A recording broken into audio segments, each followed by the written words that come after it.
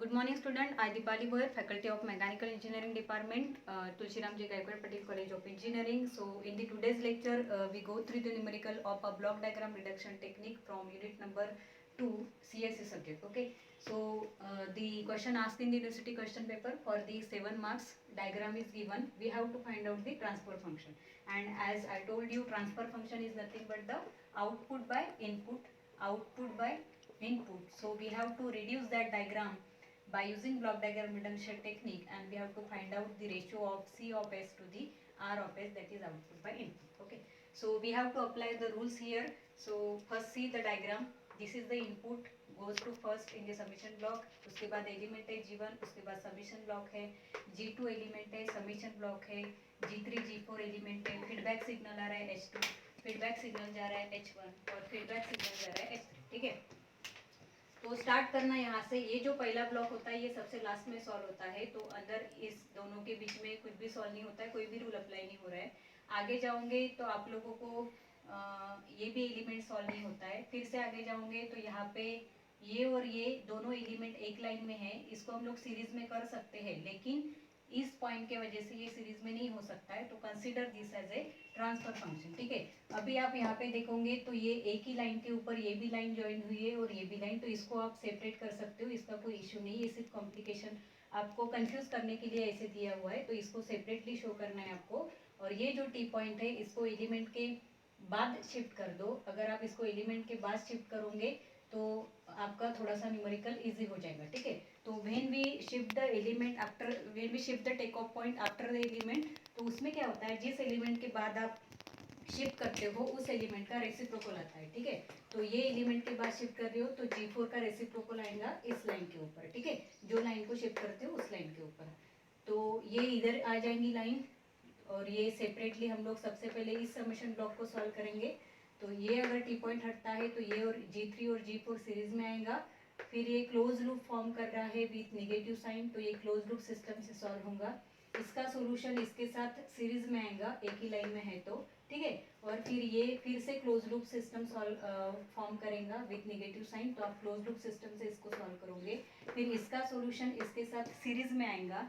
Then once we get all this terms reduces, तो finally आप इस समेशन ब्लॉक को सॉल्व करोगे. तो हमने इनपुट दिया, प्रोसेसिंग किया, आउटपुट मिला, तो ये आपका होता है close loop system with A negative feedback system. So finally you will get the transfer function of this system. Okay, so let us start. पहले हम लोग इस टी पॉइंट को हटाएंगे एलिमेंट के बाद. तो मैं आपको सिर्फ ये ब्लॉक का रिप्रेजेंटेशन बता देती. ये है मेरा इनपुट आर ऑफ एस, यहाँ पे समीशन ब्लॉक है नेगेटिव साइन के साथ, ये एलिमेंट है G1. ठीक है, यहाँ पे समीशन ब्लॉक है विथ नेगेटिव साइन, ये मेरा एलिमेंट है G2. ठीक है, ये मेरा समीशन ब्लॉक है विथ नेगेटिव साइन. ठीक है, यहाँ पे एलिमेंट है G3. अभी ये अगर टी पॉइंट में हटाती हूँ तो ये दोनों किस में हो जाएंगे, सीरीज में. तो मैं डायरेक्टली यहाँ ट्रांसफर फंक्शन लिखती हूँ सीरीज में. सीरीज में अगर होता है तो वी टेक मल्टीप्लीकेशन. ओके, तो ये टेक ऑफ पॉइंट अभी मैं इधर लेके आ रही हूँ. तो सबसे पहले कौन सॉल्व होगा, ये वाला सॉल्यूशन सॉल्व होगा. तो ये वाली लाइन पहले इधर रखो और फिर ये लाइन आएंगे और फिर लास्ट वाली लाइन आएंगे. ठीक है, तो इसके साथ कौन सा एलिमेंट है, फीडबैक सिग्नल है H2, तो ये मैं पहले लिख लेती हूँ. और इसके साथ कौन सा एलिमेंट है, फीडबैक सिग्नल H1, लेकिन इसको मैंने इधर शिफ्ट किया तो इसका क्या आ जाएगा, इसके ऊपर रेसिप्रोकल. तो यहाँ पे लिखूंगी 1/G4. ठीक है, और फाइनली आपको ये जो एलिमेंट है H3, इसको लिखना पड़ेगा इस तरीके से. ठीक है, तो ये हो जाएगा आपका डायग्राम. तो इससे आपको पूरा सॉल्यूशन मिल जाएगा. ठीक है, अभी देखो अभी क्या हो जाएगा, ये मैंने इस टी पॉइंट को हटा दिया तो ये डायग्राम इस तरीके से बनी.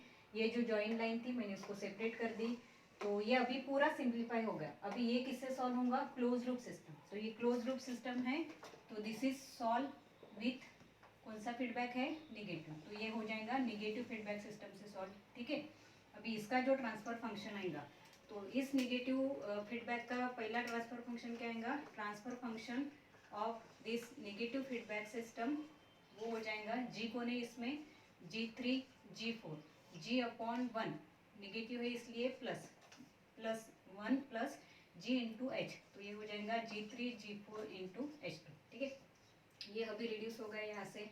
अभी ये सॉल्यूशन एक ही लाइन में है इसके साथ, तो ये किस में हो जाएगा, सीरीज में। तो आप नेक्स्ट सॉल्व करोगे सीरीज एलिमेंट का ट्रांसफर फंक्शन, और सीरीज एलिमेंट के साथ किसके साथ है, इसके साथ। तो ये हो जाएगा G2 G3 G4 upon 1 plus G3 G4 H2, series में रहा तो मल्टीप्लीकेशन, ठीक है। अभी ये भी रिड्यूस हो गया। ये सॉल्यूशन अभी इसके साथ क्या रहेगा, नेगेटिव फीडबैक सिस्टम के साथ। ये दोनों किस में है, सीरीज में। अगर सीरीज में है तो मैं डायरेक्टली यहाँ पे लिखती हूँ, मल्टीप्लिकेशन होने जाएगा तो ये हो जाएगा H1 अपॉन G4, ठीक है। तो थर्ड स्टेप आपकी यहाँ पे क्या अप्लाई होंगी, नेगेटिव फीडबैक सिस्टम, ठीक है।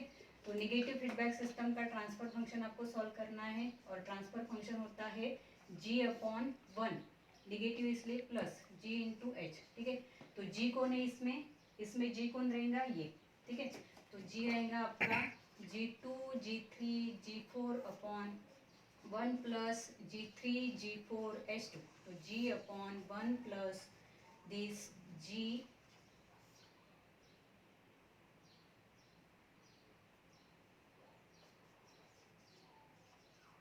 Into H. अभी H कौन है इसमें, H1 by G4, H1 by G4, ठीक है।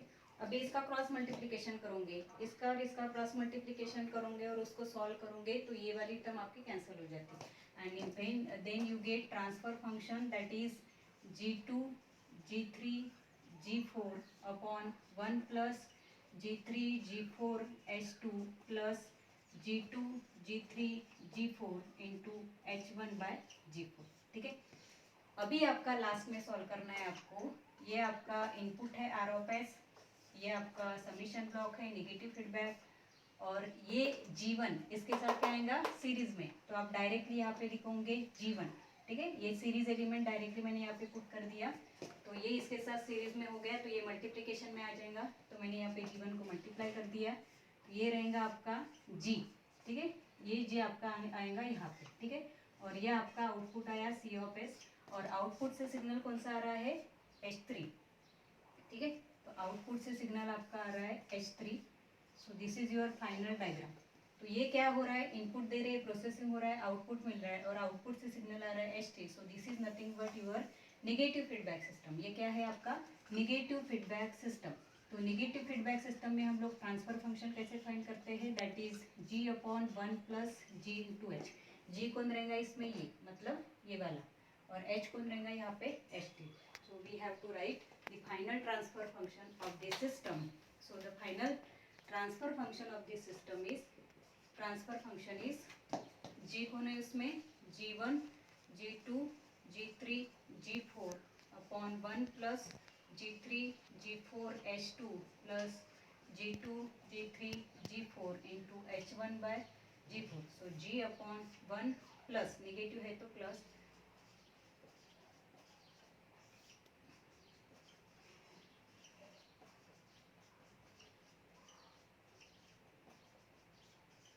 इंटू क्या है इसमें H3, ठीक है। तो ये नीचे वाली टर्म और ये वाली टर्म कैंसिल हो जाएंगी। सो फाइनल ट्रांसफर फंक्शन आपको मिलेगा यहाँ पे, transfer function of this given system which is transfer function is, ये कैंसिल हो गया तो क्या बचेगा यहाँ पे, G1 G2 G3 G4 upon 1 plus G3 G4 H2 plus G2 G3 G4 into H1 by G4 into H3 plus G1 G2 G3 and G4. That is the final transfer function of the system. एक बार मैं remind कर देती आपको कैसे कैसे किया है हम लोगों ने। ये आपकी डायग्राम थी। ये डायग्राम में सबसे पहले हम लोगों ने देखा कि इसमें क्या क्या पॉसिबिलिटी हो सकती है।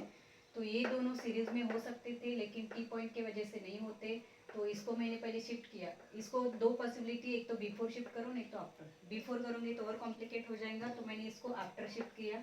आफ्टर शिफ्ट करते हो तो जिस एलिमेंट के बाद शिफ्ट करते हो उसका आपको रेसिप्रोकल लेना पड़ता है सेम सिग्नल के ऊपर, इसलिए मैंने यहाँ पे इसका रेसिप्रोकल लिया।